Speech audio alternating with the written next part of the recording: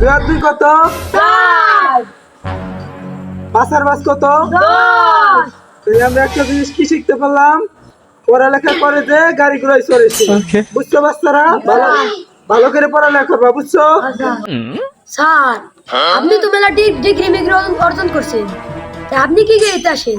কি আমার ইমোশন নিয়ে কথা কইছিস? আর ড্রাইভার গাড়ি বের কর, ওকার জীবন ওকে বের করব না। যা।